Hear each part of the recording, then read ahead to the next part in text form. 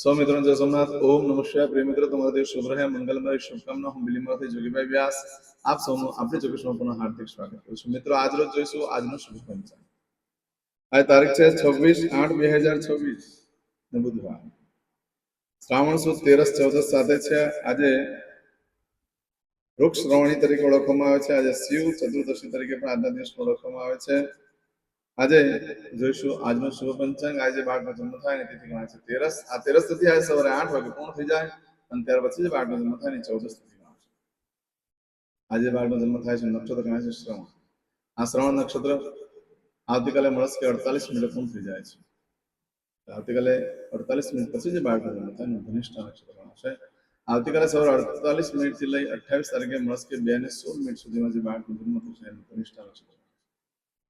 આજે જે બાળકનો જન્મ થાય છે એનો યોગ ગણાય છે સૌભાગ્ય યોગ। આજે સવારે 8 વાગે પૂર્ણ થઈ જાય ત્યાર પછી જે બાળકનો જન્મ થાય એનો શોભાન યોગ ગણાશે। આ શોભાન યોગ 27 તારીખે સવારે 7:56 પૂર્ણ થઈ જશે। આજે જે બાળકનો જન્મ થાય છે એનું કરણ ગણાય છે તૈતિલ કરણ સવારે 8 વાગે પૂર્ણ થઈ જાય ત્યાર પછી જે બાળકનો જન્મ થાય એનું ગર કરણ ગણાશે। આ ગર કરણ રાત્રે 8:38 પૂર્ણ થઈ જાય છે। આજે જે બાળકનો જન્મ થાય છે એની રાશિ ગણાય છે મકર રાશિ નક્ષત્ર આવે છે અને જો મકર રાશિનો સ્વામી શનિ છે। આ મકર રાશિ આજે આખા દિવસમાં કોઈ પણ બાળકનો જન્મ થાય બધાની રાશિ મકર ગણાશે। મકર રાશિ 27 તારીખે બપોરે 1:36 પૂર્ણ થાય છે, એટલે ત્યાં સુધી જે બાળકોના જન્મ થાય બધાની રાશિ મકર ગણાશે। આ રાશિ તિથિ વાર નક્ષત્રો કરણનું બહુ જ મહત્વ છે। મિત્રોમાં જેનો જન્મ હોય તેને ચોક્કસ પ્રમાણે પૂજા વિધિ કરી લો, જીવન સરળ બની જશે। આજે જે કે મારા સબસ્ક્રાઇબ મિત્રોમાં ઘર પરમાંથી કોઈ પણ સદસ્યની વર્ષગાંઠ છે, મેરેજ એનિવર્સરી છે, બધાને મારી ઘણી ઘણી શુભકામના। તમારા જીવનમાં ખૂબ પ્રગતિ ઉન્નતિ થાય, ભગવાન શંકર તમારી બધી મનોકામના પૂર્ણ કરે એવી સોમનાથ દાદાને પ્રાર્થના કરું છું।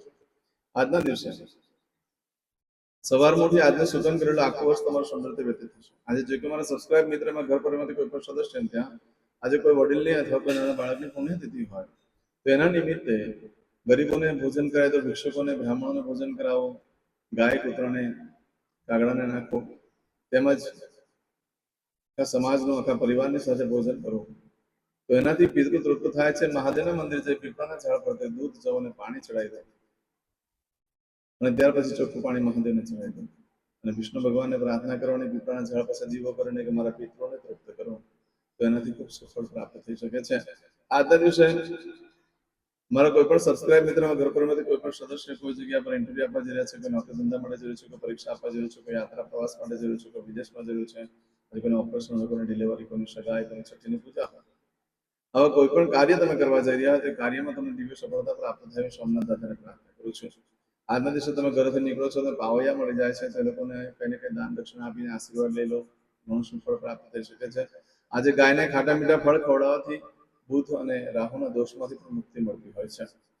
આજના દિવસે કોઈ પણ કાર્યક્રમ માંગુ છું તેના માટે ચોક્કસ શુભ સમય છે, જોઈ લે। આજે સવારે 6 થી 9 વાગ્યા સુધીનો સમય શુભ રહેશે, સવારે 10:30 થી બપોરે 12 વાગ્યા સુધીનો સમય શુભ રહેશે, બપોરે 3 થી સાંજે 6 વાગ્યા સુધીનો સમય શુભ રહેશે અને સાંજે 7:30 થી રાત્રે 12 વાગ્યા સુધીનો સમય શુભ રહેશે અને આવતીકાલે મળસ્કે 3 થી મળસ્કે 4:30 વાગ્યા સુધીનો સમય શુભ રહેશે।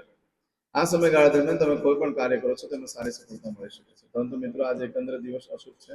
સવારે 8 વાગ્યા સુધી સમય સારો છે, કોઈ પણ કામ કરવું હોય તો સવારે 8 વાગ્યા સુધીમાં કરી શકો છો, પછીનો દિવસ અશુભ ગણાશે। આજે કરશું આજનો સંકલ્પ, ચમચીમાં પાણી લઈ લો।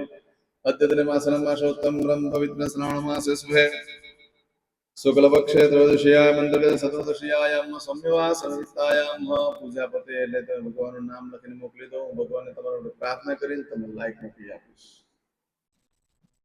હવે દરેક જણા પોતાનું સાચું નામ બોલી દો।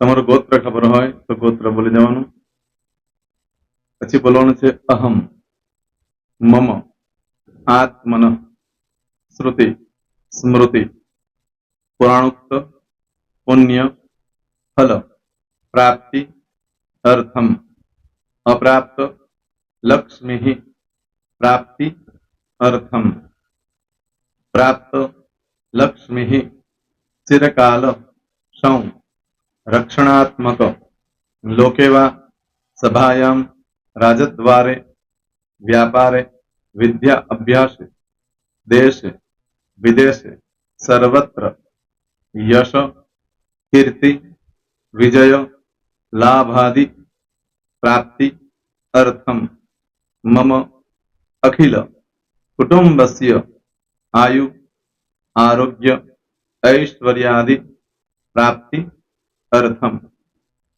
मम जन्म समय तथा च विप्र वृंदानां जन्म समय जन्म कुंडली मध्ये स्थित ग्रहः गोचर ग्रहः महादशा अंतर्दशा प्रत्यंतर्दशा तथा च योग युति दृष्टि मध्ये शुभफल प्राप्ति अर्थम भय रोग शत्रु बाधा दोष मारण तारण मंत्र तंत्र अरिष्ट दोष पीड़ा निवृत्ति अर्थम भूत प्रेत पिशाचादि द्वारा रचित अरिष्ट दोष निवृत्ति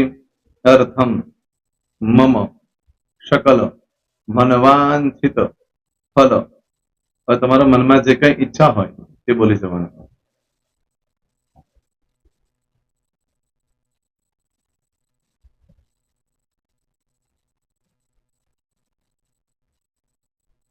બોલવાનું અનુસારતઃ सकल मनवांछित फल प्राप्ति अर्थम.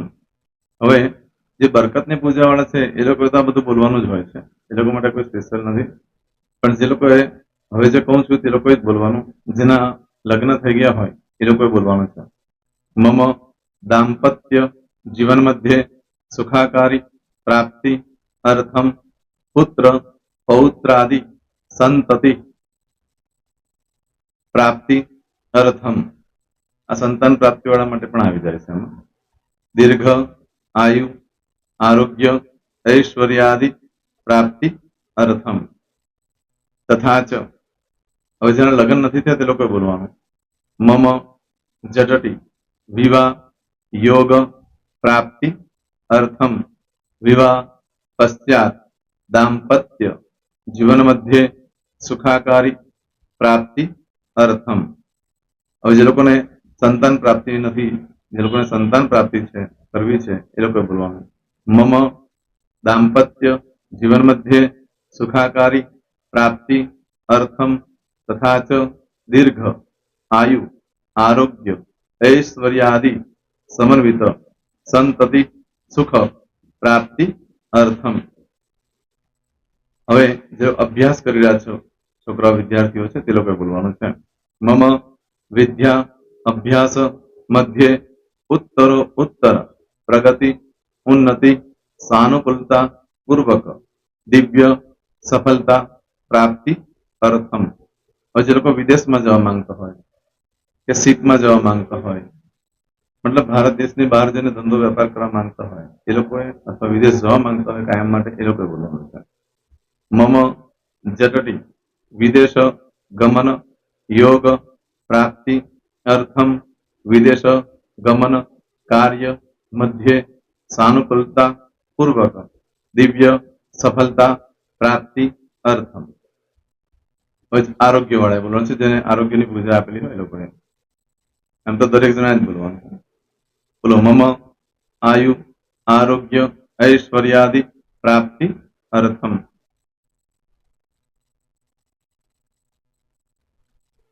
હવે દરેક જણા બોલવાનું. सकल मनवांछित फल प्राप्ति अर्थम अद्य दिने प्रधान देवतानां नित्य दिन अनुसारतः पूजन अर्चन कर्मणि अहम करिष्ये. પાણીવાળી થાળીમાં પાણી મૂકી દેવાનું છે. હવે તમારી બધી પૂજા જે મેં આપેલી છે એ પૂજા થઈ જાય, અથવા તો તમે રોજ પૂજા કરતા છો મારી પાસેથી નથી લઈ ગયા, એ પૂજા થઈ જાય પછી ફરી પાછી ચમચીમાં પાણી લેવાનું. અહીંયા વિડીયોને સ્ટોપ કરી દેવાનું. પૂજા પતે એટલે પાછું આગળનું કરવાનું છે. અહીંયા વિડીયો સ્ટોપ કરી દેવાનો અને પૂજા પતે એટલે બોલવાનું છે વિષ્ણવે વિષ્ણવે વિષ્ણવે નમો નમઃ. વિષ્ણુ સ્મરણા સર્વમ પરિપૂર્ણ અસ્તુ. एतानि गंध पुष्प धूप दीप नैवेद्य तांबूल दक्षिणा प्रदक्षिणा सहित શૃણુ મમ સકલ મનવાંચિત ફલ પ્રાપ્તિ અર્થમ પૂજન અર્ચન પ્રિયતાન ન મમ. પાણી મૂકી દેવાનું, પાછું પાણી લેવાનું. પૂજન અર્ચન બ્રહ્માર્પણમસ્તુ. નીચે જમીન પર પાણી મૂકો, એમાં આંગળી ઘસી કપાળમાં તિલક કરી દો. કપાળમાં જમીન પર પાણી મૂક્યું છે એમાં. ત્યાર પછી ભગવાનને કહેવાનું કે હે પ્રભુ, આજે પૂજા કરતા કોઈ પણ પ્રકારની ભૂલચૂક થઈ ગઈ હોય તો અમને ક્ષમા કરજો. અમે તમારા બાળક છીએ. પ્રભુ, તમારો ખૂબ આભાર માનું છું. આજે મારી પાસે તમારી પૂજા કરાવી, મારી મનોકામના પૂર્ણ કરી. પ્રાર્થના કરી દો. જગ્યા પરથી ઉભા થઈ શ્રીનારાયણ ભગવાનને પાણી ચડાવી દો અને નિત્ય કર્મ જે કરતા હોય તે કરો. જય સ્વામિનારાયણ. તમારો દિવસ શુભ રહે, તમે અને તમારો પરિવાર સુખી રહે, સંપન્ન રહે, સુરક્ષિત રહે, એ ભગવાન સોમનાથ દાદાને પ્રાર્થના. તો એ મિત્રો, તમે મારા વિડીયોને લાઈક ના આપી હોય તો સૌથી પહેલા લાઈક આપી દો. અને ત્યાર પછી જો તમે મારી આ ચેનલ સબસ્ક્રાઇબ ન કરી હોય તો સૌથી પહેલા સબસ્ક્રાઇબ કરી લો અને બેલ આઇકોન ઓલ પર ક્લિક કરવાનું ભૂલશો નહીં, જેથી કરીને સૌથી પહેલા નવી વિડીયો જે કંઈ મૂકું એ તમને મળે. મિત્રો, કંઈ પણ મૂંઝવણ હોય તો મને આ નંબર પર તમે ફોન કરીને પૂછી શકો છો. મારો મોબાઈલ નંબર છે 9825546459. મિત્રો, કોમેન્ટ્સમાં જય સોમનાથ લખવાનું ભૂલશો નહીં. ફરી પાછા નવા વિડીયો સાથે મળીએ. ત્યાં સુધી સૌને જય સોમનાથ.